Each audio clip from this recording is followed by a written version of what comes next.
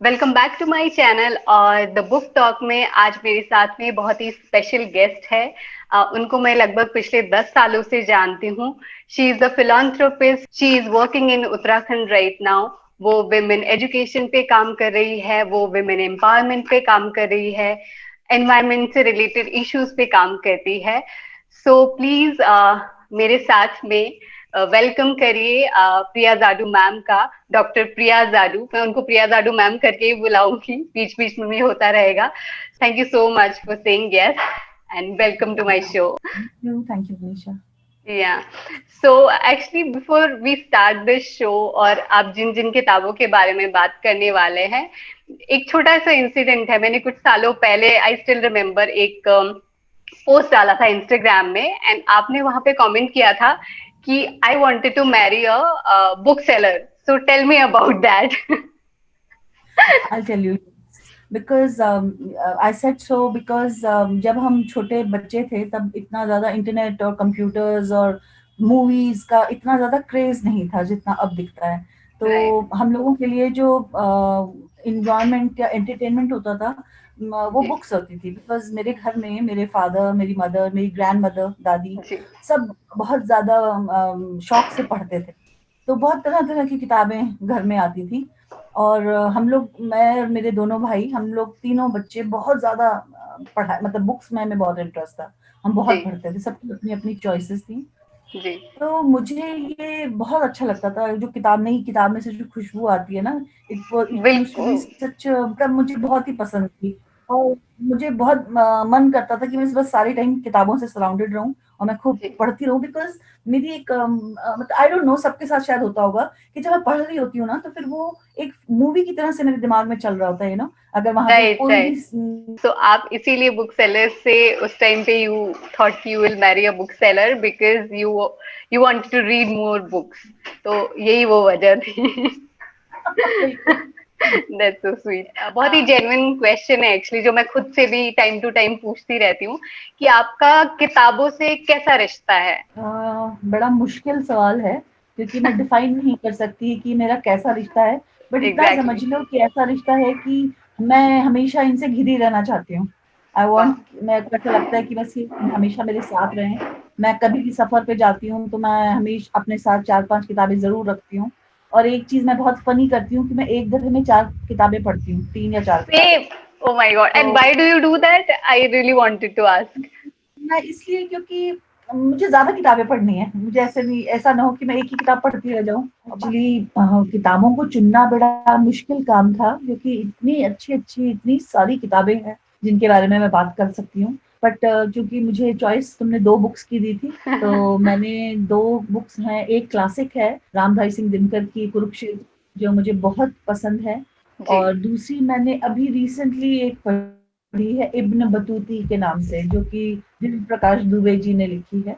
जी। मैंने इन्हें कभी नहीं पढ़ा था, बट इनका मैं कहीं रिव्यू पढ़ रही थी और मुझे बड़ा क्यूरियोसिटी हुई कि क्या हो सकती है किताब। तो जी। मैंने फिर वो किताब मंगवा के पढ़ी, और मैं आई एम वेरी ग्लैड कि मैंने वो बुक पढ़ी। क्योंकि जी। बड़े सारे, और मतलब आप जिस डायरेक्शन में ही भी सोच रहे होते हैं, फिर आपके आगे वो डायमेंशंस खुल जाते हैं। You can think on those lines also. तो मुझे बड़ा अच्छा लगा, दोनों किताबें जो हैं मैंने इस तरह से चुनी। राइट।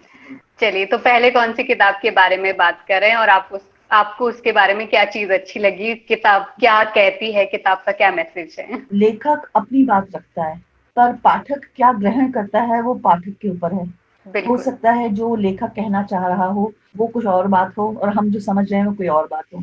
तो मैं ऐसा बिल्कुल। मानती हूँ कि हर जना अपने अपने परसेप्शन के हिसाब से जो भी मैसेज है उसको लेता है।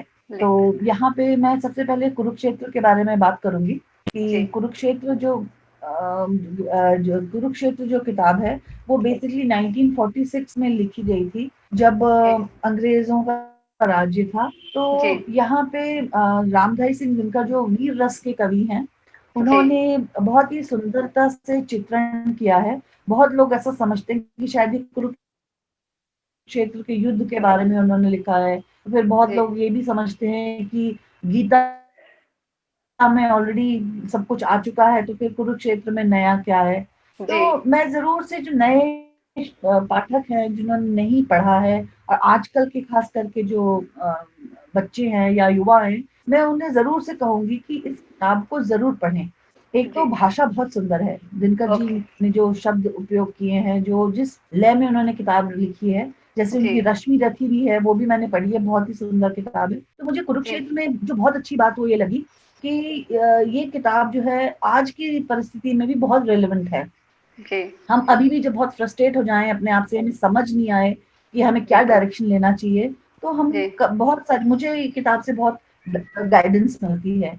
दूसरी जी। बात ये है कि चूंकि रामधारी सिंह दिनकर जो है वो एक वीर रस के कवि हैं, तो वो जी। भाग्यवाद को, यानी छोड़ दो जो होगा सो देखा जाएगा, वो उस पर विश्वास नहीं करते। वो आपको पुश करते हैं कि बैठ के भाग्य को तो आप रोते रहिए, आप एंडलेसली रो सकते हैं भाग्य को, बट अगर बिल्कुल। आपको वाकई में अचीव करना है, लक्ष्य पाना है, तो you have to get up and you have to achieve it. दूसरी बात जो इसकी वाह। बहुत अच्छी लगी है, वो युद्ध किन परिस्थितियों में जायज है। अब यहाँ पे तो खैर कुरुक्षेत्र में दो भाइयों के जो दो भाई थे, जी।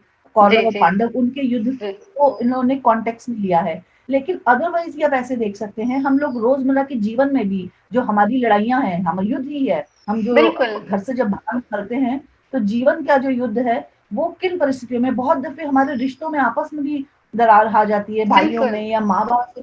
तो उस स्थिति में सही क्या है? हम जो लड़ रहे हैं, हमें चुप रह जाना चाहिए कि हमें बढ़ के अपनी बात बोल देनी चाहिए? तो ये सब बातें भी इससे हम निकाल सकते हैं कि कब जायज है। अब इसमें एक जगह बहुत अच्छा वर्णन है इसके, जो तीसरा सर्ग है, उसमें जी। राम की शक्ति पूजा करके एक रेफरेंस आता है, जी। जिसमें उन्होंने ये मेंशन किया है कि कैसे जब राम लंका पे आक्रमण करने जा रहे थे, तो उन्हें समुद्र पार करना था। तो उन्होंने वहां बैठ के समुद्र सेना के साथ पार जाना है, तो लक्ष्मण को ये बिल्कुल पसंद नहीं आया। लक्ष्मण ने कहा, अरे एक बाण से आप इसको सुखा सकते हैं, आप क्यों इसकी याचना कर रहे हैं? तो राम कहते हैं, राम ने बहुत हंस के उनको समझाया कि अभी तुम बैठो, तुम छोटे हो, धीरज धरो, और मैं मुझे पहले करने दो जो मैं कह रहा हूँ। जब वो 3 दिन बीत गए राम की याचना करते करते, और जी। समुद्र ने रास्ता नहीं दिया, तब राम को क्रोध आया, और उन्होंने अपने जब तरकश में हाथ डाला, तब समुद्र याचना करता हुआ आके उनके पैरों में गिर गया, क्योंकि समुद्र को श्री राम का बल पौरुष मालूम था कि वो क्या कर सकते हैं। तो यहाँ बिल्कुल। से मैंने ये रेफरेंस निकाला कि एट द फर्स्ट इंस्टेंस आपको कन्फ्रंटेशन की स्थिति में नहीं आना चाहिए। आपको कोशिश वाह। करनी चाहिए कि बात करके विनय पूर्वक आपका रास्ता, काम निकल सके। पर नहीं निकलता है, अगला अगर आपको आपकी पेशेंस को और आपकी अच्छाई को आपकी कमजोरी समझ रहा है, तब आपको जो सही है, जो कर्म है, वो आपको करना चाहिए। यहाँ पे कर्म जो था वो युद्ध था। बिल्कुल। उन्होंने कहा कि मैं इसको मारूंगा ही, सुखा दूंगा, तभी मैं रास्ता पाऊंगा। और इसी तरह के बहुत से प्रसंग इसमें एक के बाद एक आते हैं। रामधारी सिंह दिनकर की एक और किताब है रश्मि दीदी, उसमें भी ऐसे एक उसमें एक रेफरेंस आता है जहाँ पे एक सांप होता है जो कि अर्जुन का बैरी होता है। वो आके कर्ण के तरकश पे बैठ जाता है, और तरकश से कहता है कि उससे कर्ण से कहता है कि तेरा भी जो अपोनेंट है, जो तेरा भी दुश्मन है, वो अर्जुन है, मेरा भी दुश्मन अर्जुन है, तो मुझे तो बाण की जगह इस्तेमाल कर, मैं एक क्षण में उसका वध कर दूंगा। तो जो कर्ण है वो बहुत गुस्सा होके अपने तरकश को नीचे फेंक देते हैं और कहते हैं कि तुमने मुझे क्या समझा है, मैं इतना मतलब कायर नहीं हूँ कि मैं एक सांप का साथ लेके और एक अपने जो मेरा प्रतिद्वंदी है मैं उस पर वार करूंगा। मुझे अपने ऊपर भरोसा है, मैं तुम्हारे जैसे कपटी का साथ बिल्कुल भी नहीं लूंगा जो छल से वार करना चाहे। तो मुझे यहाँ पे ये चीज जो मुझे इन्फ्लुएंस ड्रॉ किया, वो मुझे ये लगा कि अपने मीन्स को गेन करने के लिए गलत रास्ता नहीं अपनाना नहीं चाहिए। अपनाना आपको चाहिए। अपने ऊपर विश्वास होना चाहिए कि अगर मैंने चाहा है कुछ, हाँ, अगर मैंने चाहा है कुछ, तो उसको मेरे जो मीन्स है, मैं मेरे में जो सामर्थ्य है, मैं उसके ऊपर डिपेंड करूं, उस पर भरोसा करूं, और अपने मीन्स को अटेन करूं। तो मुझे रामधारी सिंह दिनकर और खास करके कुरुक्षेत्र में यही बातें बहुत अच्छी लगी हैं। आई थिंक ये ब्यूटी भी है किताबों की, कि आप जो भी पढ़ते हैं, चाहे वो फिक्शन हो, नॉन फिक्शन हो, वहां से आपने बोला ना, बीच में एक वर्ड यूज किया था कि मैं यहाँ से ये रेफरेंस निकालती हूँ, तो हम नोइंगली अननोइंगली हम वो ले लेते हैं जो हमें लेना है। अच्छा, बहुत ही मैंने पहले ही खूबसूरत। बोला था कि लेखक अपनी बात अपने शब्दों में कहता वही। है, पर पाठक वही। उसको अपने हिसाब से बिल्कुल। ग्रहण करता है। तो जी जी, मैंने इसमें से ये निकाला, हो सकता है और किसी लोग और और को चीजें कोई निकालें। और चीज पसंद आए, बिल्कुल और बिल्कुल। ऐसा नहीं है कि कुरुक्षेत्र में सिर्फ युद्ध की बात की गई है, इसमें उस जी, युद्ध की बात की गई है जो सही है।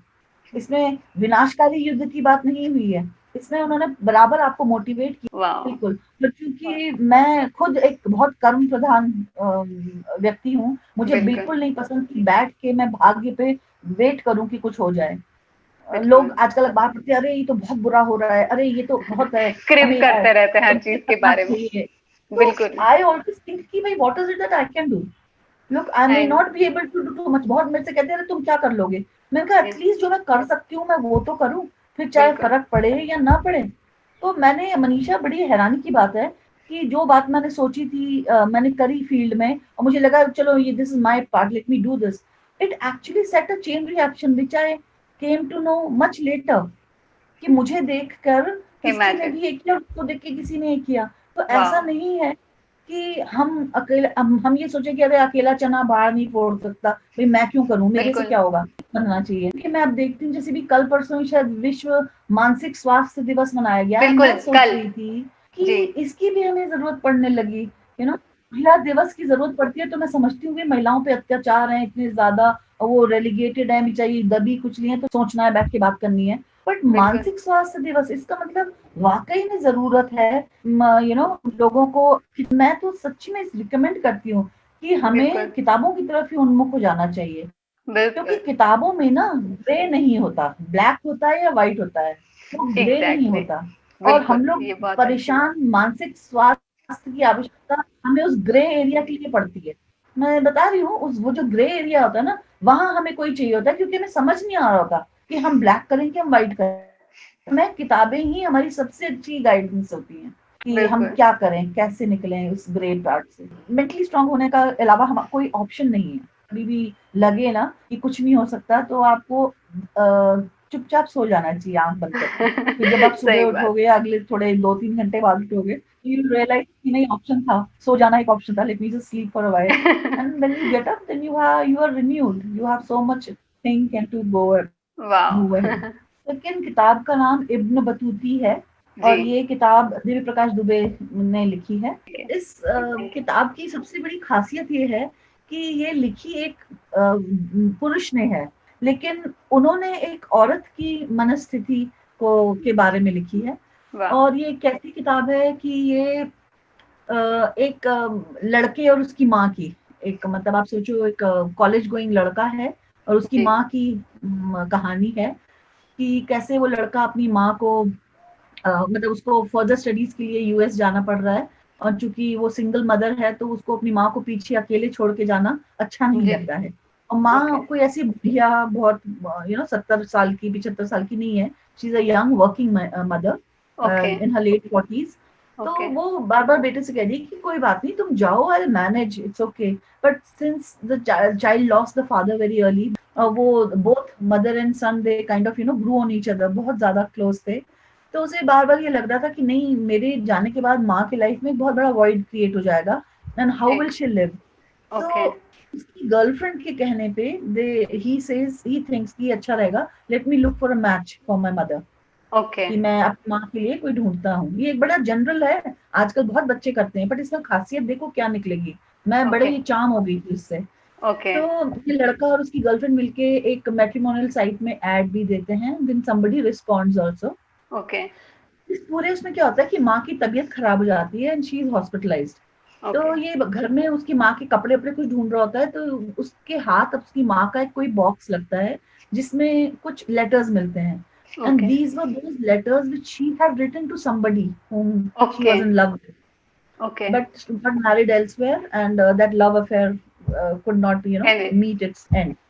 तो ओके। वो पढ़ता है चिट्ठियां, तो वो देखता है कि वो चिट्ठी उसकी माँ हर दूसरे तीसरे दिन लिखती थी about every day happening in her life. आज ये हम्म। हुआ, आज ये हुआ, जिसको दांत में चोट लग गई, आज इसकी मैं स्कूल जा रही हूँ, आज मेरे पति की डेथ हो गई है, मैं अकेली। एंड में साइन होता है तुम्हारी इब्न बतूती। ओके। तो ये बड़ा इंट्रीग हो जाता है कि ये, फर्स्ट ऑफ ऑल उसको समझ नहीं आता, अच्छा मेरी माँ she was in love with somebody, if she was in love with somebody then why didn't she marry this person, फिर क्या हाँ। हुआ। तो इसका फिर ये जब माँ से मिलने जाता है तो माँ को बताता है कि मैंने ऐसे पढ़ा। तो माँ पहले थोड़ी सी बेचारी थोड़ी सी taken aback, then she tells, जब पढ़ रही थी कॉलेज में तो कोई था जो कि मुझे बहुत पसंद था और ये वो एंड वी बट फिर वो पूछता है कि क्यों नहीं हो पाया, तो टर्न्स आउट कि रिजर्वेशन को लेके कोई एक्टिविटी हुई थी, ये जो एकेडमिक रिजर्वेशन होते हैं उसमें, तो उसको लेके कोई झगड़ा वगड़ा यूनिवर्सिटी में हुआ था। तो इट टर्न्ड आउट कि वो जो उसका जिसको वो पसंद करती थी वो दलित समाज से था।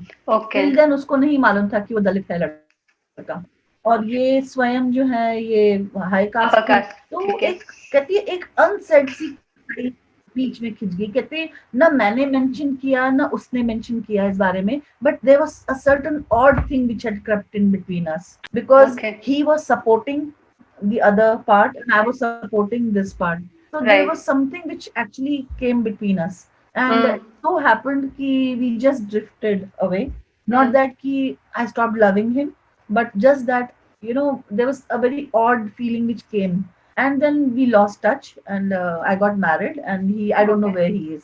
तो ये कहता है आपने उसको ढूंढने की क्यों नहीं कोशिश करी, तो वो कहती है कि नहीं फिर I got married then you came, so but I could not forget him but I didn't try to look for him also. So now this boy says before going to US I'm going to search this man for you and see where he is and let's see if you can get back एक दूसरे के साथ.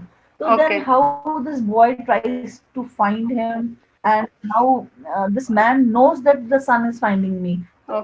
Then this woman sent a letter to this man through this right hand man जो उसका front man होता है कि ये मेरा बेटा है और ये जा रहा है तुमसे मिलना बहुत चाहता है. So then he comes on the airport to see the son off and then son is just waving goodbye and he recognizes when this man comes and stand next to mother. तो इसको तब समझ में आता अच्छा ये वो है. तो it was a very nice kind of a book क्योंकि हम लोग देखो ऐसा है the time when we were growing up, me, I'm 1967 born. When we were growing up, all these issues were non-issues. हमने कम से कम मैंने नहीं कभी एक्सपीरियंस किया कि रिजर्वेशन है, छूत अछूत, ऑल दिस जो हम अब इतना चारों तरफ देख बहुत सुन रहे हैं. ये हमने महसूस नहीं किया तब. या तो ऐसा है कि हम बड़े my father was in the army और हम लोग ऐसे माहौल में नहीं रहे जहाँ ये सब चीजें बिल्कुल. I think that was the reason. या ये सडनली बड़ा हो गया. क्योंकि व्हाट मनीषा, मैं ऑनेस्टली बता रही हूँ, जब when I was of marriageable age my father very honestly told me if you have somebody let us know, we have no issues if you want to marry somebody. अब मैं देखती हूँ कि भी हमारी जात करनी है, हमारी फलानी करनी है, ऐसा. तो मुझे बड़ा ही अजीब लगता है. तो इस किताब में जो मुझे बहुत अच्छी बात लगी वो ये लगी कि बेटा ओपन था अपनी माँ के उसके लिए और उसने बहुत अच्छे से ली, और वो जो ऑडनेस इन दोनों के बीच में आ जाती है, इस लेडी और उसके एक्स के बीच में, कि ओनली बिकॉज नोइंग कि वो they don't match, mentally they don't match each other, her thinking is different and his is different, but somehow somewhere they are connected with each other. तो एक बड़ी अच्छी सी बिटर स्वीट सी book थी और बड़ा different concept था, routine नहीं था. तो मुझे इसलिए ये किताब बहुत अच्छी लगी. And how mother was very open about the son's girlfriend, हालांकि गर्लफ्रेंड के जो फादर थे उनको थोड़ा सा टिपिकल दिखाया है कि नहीं इससे नहीं मिलना नहीं, but mother was very open because she herself had somebody special. Exactly. So she related, she didn't want to stop the boy. हाँ. तो मैं ऐसा सोचती हूँ कि अगर माँ बाप भी पढ़ेंगे ना किताबें तो बहुत सारी बच्चों की बातें हैं मन की जो बच्चों को माँ बाप को भी बतानी नहीं पड़ेंगी कि लोग ये ऐसा हो रहा है, क्योंकि जब आप पढ़ लोगे आपको समझ आ जाएगा, then you automatically you'll open up to many things which you don't want to, हम लोग पहले भी ऑफ रिकॉर्ड बात कर रहे थे, I don't know if that got recorded, लेकिन बुक्स को लेके बात कर रहे थे कि आपको कैसी किताबें पढ़ना पसंद है. जब मैं बहुत छोटी थी मैंने पढ़ना शुरू किया था तो मेरे को मिल्स एंड बोन्स बहुत पसंद थी, बहुत ज्यादा.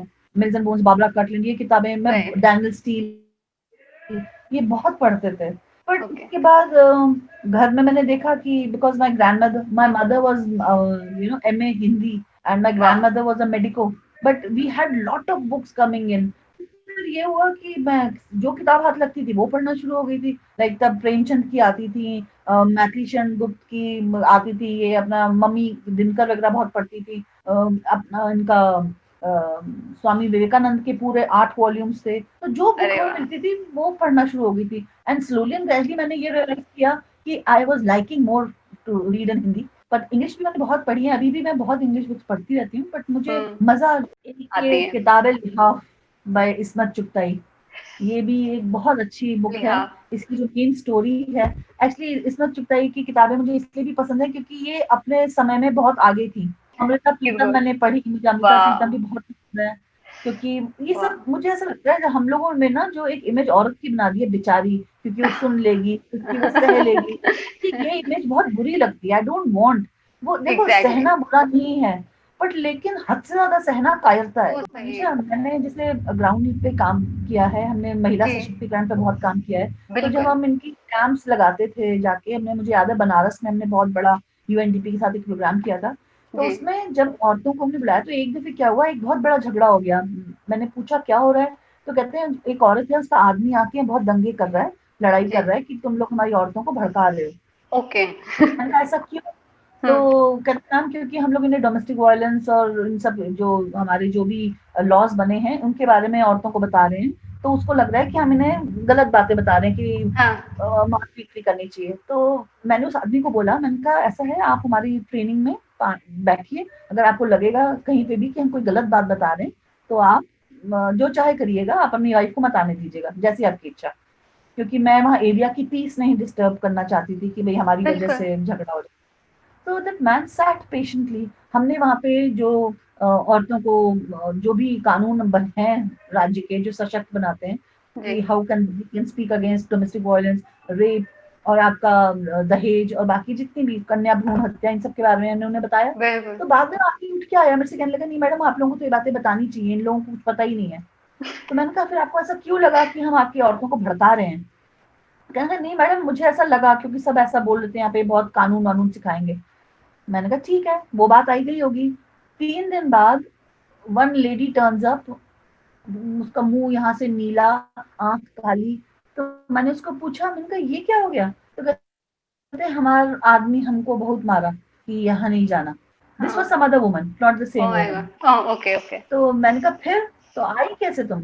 हम भी हाँ। उसको धर, दैट लेडी सेइंग मी, हम भी उसको धर के दो दिए और धकेल के और हम आ गए कि हम तो हाँ। जाएंगे, तुम्हें जो करना है करो। हाँ, बट लेकिन मनीषा, बाद में जब ये ट्रेनिंग खत्म हो गई, मैं अपने कमरे में आ गई, मैं बैठ के सोचती रही कि हमने इन्हें बता तो दिया कि मार खाना गलत है, लेकिन ये तो इनके एवरीडे लाइफ है। इन लोगों ने वो बिल्कुल। सब ह्यूमन लाइफ अपने लिए एक्सेप्ट कर लिया है। वो तो कहती कोई बिल्कुल। बात नहीं, हमारा मर्द है, मारा तो क्या हुआ, इट वाज दैट थिंग। और मैं सोचती थी, मैंने कहा मेरे हस्बैंड मुझसे जोर से भी बात करते हैं तो मैं इतनी यू फील सो परेशान रहती हूँ बैड, कि आई इन्होंने नो। इस तरह से कैसे मेरे से बात करी। हाँ हाँ। और ये तो मार खाती थी शायद कि हमारा मर्द है, हमें मारा तो क्या बात, मतलब उनके लिए इस तरह की लाइफ में कोई, मतलब नॉर्मलाइज करा इट्स गया वेरी है। नॉर्मल फॉर देम कि मार दिया तो क्या हुआ, वही वही बहुत वही। ज्यादा। तो ये गलत है। तो ये बातें पर्कुलेट करके बिल्कुल लेवल पे आनी चाहिए कि you are not a lesser human being. औरत ने इस बात को मान लिया है कि मैं कम हूँ, बहुत गलत लगती है। I don't believe in equality, there can never be an equality. Gender equality की तो हमें बात ही नहीं करनी चाहिए, हमें इक्विटी की बात करनी चाहिए। We want exactly. equity, we don't want equality. And what is equity? Now let me define, if I can just tell you. या। अब ऐसा समझो, I am giving an example. एक दीवार है, हमें जिसके पार देखना है, इधर एक लंबा आदमी खड़ा है, इधर एक शॉर्ट आदमी खड़ा है। तो इक्वालिटी क्या है? दोनों को बराबर बराबर रेज मिल जाए। तो उससे क्या होगा, लंबा आदमी तो और लंबा हो ऑलरेडी जाए। वहां देख रहा, और ज्यादा देखने लगेगा, तो छोटे हाँ। आदमी को थोड़ा बेहतर। जबकि इक्विटी में क्या है, छोटे आदमी को ऊपर लाओ, बड़ा आदमी जहां खड़ा है वो वहीं खड़ा रहे। तो this will give him equal space to look what are the opportunities. So I do not हाँ। want कि औरतें अपने लिए इक्वालिटी मांगे, हमें इक्विटी मांगनी है अपने लिए। हमें सो बराबरी ट्रू। जो है, नेचर ने हमें बराबर नहीं बनाया, तो हम बराबरी बिल्कुल। क्यों मांग रहे हैं? हमें नहीं चाहिए बराबरी, हम डिफरेंट हैं।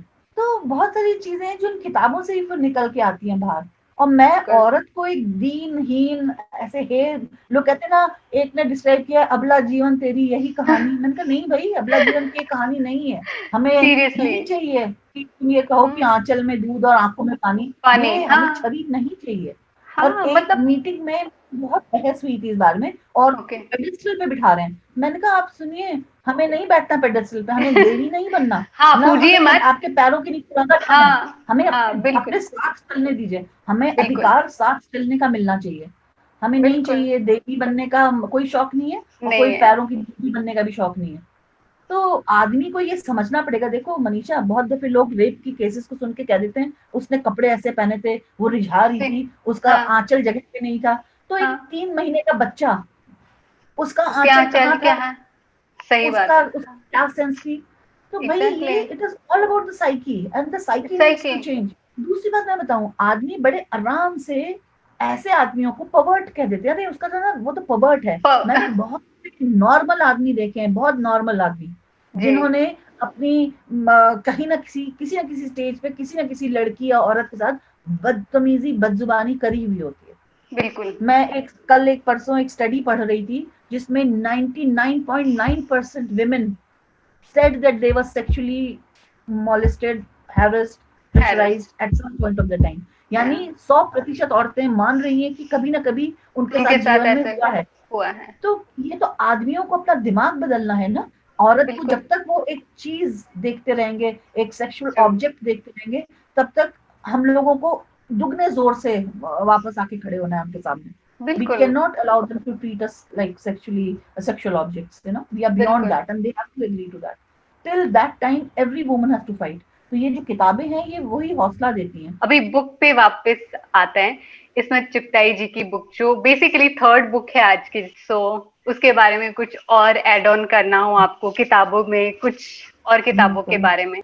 मैं एक्चुअली इस वक्त चुगताई का जिक्र इसलिए निकाला क्योंकि एक तो पहली बात वो खुद औरत थी, और उन्होंने बिल्कुल, उस टाइम के बारे में लिखा है जब बहुत सारी बातें जो थी, जो गलत समझी जाती थी उनको, और मतलब औरत के साथ गलत हो रहा होता था उसको छुपा जी, दिया जाता था। ये जो किताब है, सॉरी कहानी है जी, Lihaaf, it is about a neglected wife, कि how the husband does not pay any attention towards his wife and she is left alone। So then the recourse she takes, you know, without stepping out of जो मर्यादाएं हैं उन्हें बिना तोड़े वो क्या करती है उसके बारे में, एंड एज अ चाइल्ड इनके ऊपर क्या उसका प्रभाव पड़ता है। It's about you know same sex relation.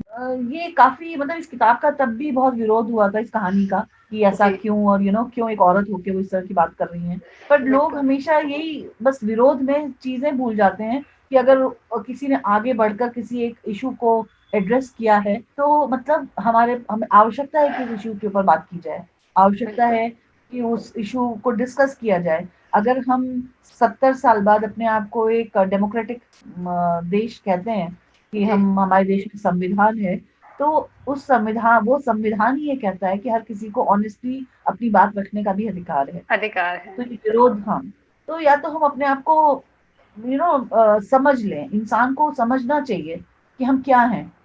अगर आप बिल्कुल, मानते हैं कि हम 70 साल से हो चुके हैं और हम इंडिपेंडेंट नेशन है और एक जी, संविधान है जो हमें गवर्न कर रहा है, तो हमें जी, ऑनेस्टली उसको मानना चाहिए, उससे पालन उसका करना चाहिए, और या फिर बिल्कुल, डिक्लेयर कर देना चाहिए कि नहीं हम कुछ नहीं मानते और हम वही जंगल राज की तरफ जा रहे हैं जहाँ पे माइट इज राइट चलता है। तो बिल्कुल, अगर तुम बिल्कुल, बहुत केयरफुली देखो, तो कहने के लिए ऊपर से संविधानिक देश है और सब जैसा कानून कहता है वैसे होना चाहिए, बट क्या वैसा होता है?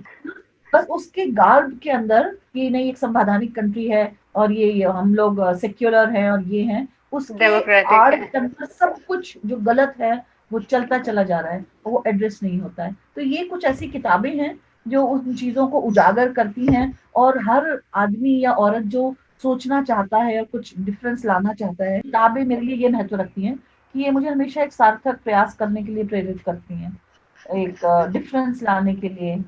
जो चीज मुझे गलत लग रही है, मैं बैठ के रोना नहीं चाहती कि ये गलत है, ये गलत है, ये गलत है। मैं कुछ करना चाहती हूँ, तो इसलिए कर्म मुझे में किताबें विश्वास बहुत अच्छी रखते हैं, लगती हैं। करने में। ये है मेरा, मतलब मेरा टेक जो है बुक्स पे, वो ये है कि ये आई थिंक मुझे आपका टेक मोटिवेट भी करती है, और आपकी जो लाइफ है, जिस तरह से आप लीड करते हैं, वो भी अपने आप में ऐसी ही है। है। आप कह सकते हो ये कह सकते बिल्कुल, हो।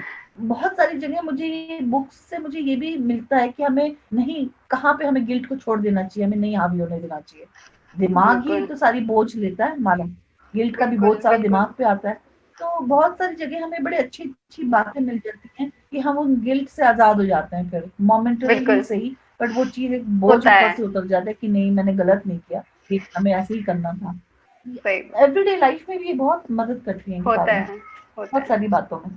अब मुझे आई नहीं मालूम थिंक। कौन अपनी हाँ लाइफ हाँ। को कैसे लेता है, मैं तो वो बता रही हूँ जो मैं सोचती हूँ करती हूँ। और भी ऐसी कोई किताबें हैं जिन्होंने आपको काफी आपकी लाइफ को इम्पैक्ट किया हो और आपके लिए बहुत ही खास है? ये पता है बहुत ही बड़ा ही क्लिशे लगेगा, पर हाँ। मैं सच में सबको ये कहती हूँ कि भगवत गीता जरूर पढ़नी चाहिए। भगवत गीता भी जो है वो भी एक बहुत अच्छी, मतलब आप उसको कंटेम्प्ररी, उसमें भी आप उससे इन्फ्लुएंसेस निकाल सकते हैं। और अगर आप, बहुत सारी ऐसी बातें हैं, बहुत सारे प्रश्न हमें रोज की लाइफ में आते रहते हैं जिनका उत्तर हमको भगवत गीता देती हैं। और मैं बिल्कुल। जरूर चाहूंगी कि अगर आप जैसे हिंदू हैं आप, तो आप उसको रिलीजियस नोशन दे दीजिए, but otherwise if you are a non Hindu, just as a book which answers so many queries about life, questions, आप हाँ। इस तरह से भी उसको पढ़ सकते हैं।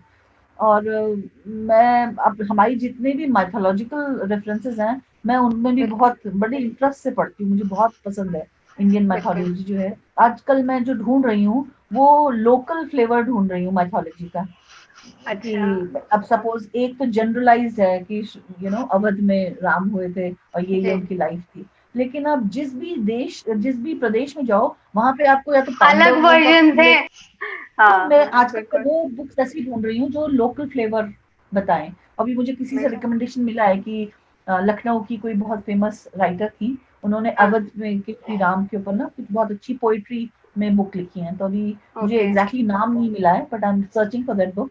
तो उसके अंदर क्या होता है ना कि जो लोक कथाएं होती हैं उनके जी। अंदर बड़ा रिच हमें कल्चर के बारे में, कि उस जमाने में कैसे लोग ड्रेसअप होते थे, क्या भाषा बोलते थे, क्या करते हाँ। थे, वो सब भी मिलता है। नॉलेज के साथ साथ ये सब चीजें बातें भी पता चलती हैं। तो बिल्कुल। नॉट दैट कि उससे कुछ फायदा होगा, बट मेरी एक क्यूरियोसिटी है ये जानने की, जब हम नहीं थे, जब वो जमाना था, तब कैसा होता था, लोग कैसे एग्जैक्टली बिहेव एग्जैक्टली। करते थे, क्या बोलते थे। कि मतलब मेरा ऐसा है कि मैं एक ही फॉर्म, मतलब जैसे अगर बुक्स हैं तो मैं खाली गद्य ही नहीं, मैं जो प्रोज ही नहीं खाली, मैं पोइट्री भी और बाकी जो नाटक हैं ये भी, मतलब मैं हर विधा पढ़ना पसंद करती हूँ। मैं I am not only focused on one kind of type of literature. Oh. Try reading Piyush Mishra, he is too good. मैं आजकल पोइट्री में ये भी पढ़ रही हूँ, पीयूष मिश्रा अच्छा। भी मैंने पढ़ा, मुझे बहुत अच्छे लगते हैं, बड़े बड़ा ही सटीक लिखते हैं। ही इज सटीक वेरी लिखते हैं। नाइस, ही इज हाँ। Very nice. और मैं जैसे, मैं लोकल, आजकल मैं गढ़वाली कल्चर, जैसे हम देहरादून में हैं तो मैं गढ़वाल के बारे में भी जानने की कोशिश कर रही हूँ। तो ये भी एक बुक है जो कि मैं मालिनी। अब मालिनी का मतलब आंचल। पढ़ना जा रही हूँ, मालिनी का। ओ। हाँ, एक वाह। समय साक्ष करके ना देहरादून बहुत अच्छी मतलब पब्लिशिंग हाउस है, समय जी। साक्ष। उनके पास बहुत अच्छा, बहुत ही बढ़िया मतलब कलेक्शन है, और वो अक्सर वाह। बड़े ऐसे राइटर्स को इनकरेज करते हैं और जी। पब्लिश होती रहती हैं किताबें।